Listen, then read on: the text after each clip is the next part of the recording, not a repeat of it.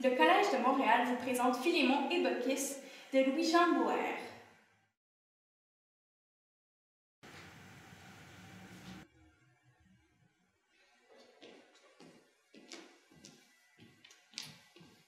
Non!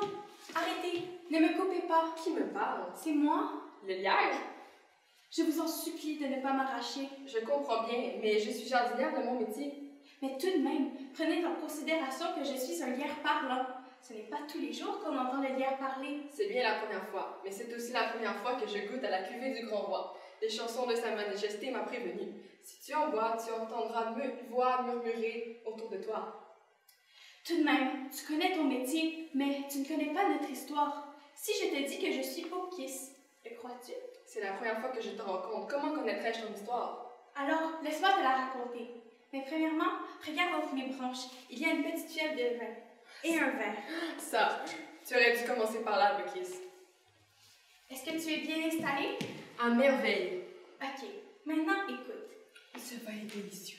Il y a de cela très longtemps, je vivais dans une cabane et je vivais avec Philémon. Nous pensions y mourir tranquillement lorsqu'un beau matin, deux étrangers vinrent cogner à notre porte. Philémon était un homme qui savait ouvrir sa porte aux étrangers, même si nous n'avions pas grand-chose à manger. Il les fit entrer, les fit asseoir, leur dit de se reposer, pendant que moi, je m'affairais à la cuisine. J'avais cueilli des beaux légumes frais du jardin et il nous restait une tranche de viande de porc.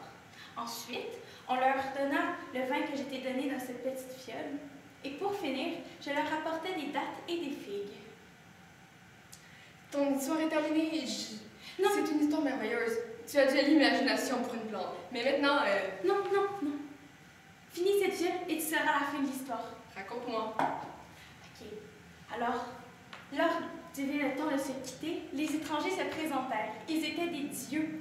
Jupiter et Mercure avaient essayé en vain de trouver un abri. Je me prosternais devant eux, mais Jupiter me releva et me dit que moi et Philémon, nous étions les vrais héros de l'histoire. Il souhaitait nous récompenser et nous demander ce que nous voulons, mais j'appartenais à Philémon et moi, j'étais à lui. Que vouloir de plus? Sinon que cela dure pour toujours, jusqu'à la mort et après encore. Alors, Jupiter nous regarda en riant et nous dit que, après notre mort, nous resterions unis. La vie continua et un beau matin, je me réveillais et j'avais de la mousse sur mes bras.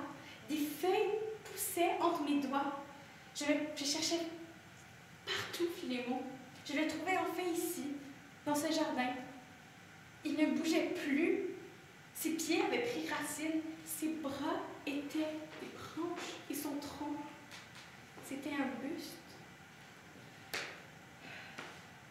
Je ne voulais pas le perdre, alors je m'agrippais à lui et j'ai senti que doucement, je me collais à lui, que je devenais lierre. Et depuis notre mort, nous sommes ici à jamais réunis. Et si tu me coupes, il mourra lui aussi. Ton histoire est émouvante. Elle me fait pleurer. Est-ce que tu vas nous épargner?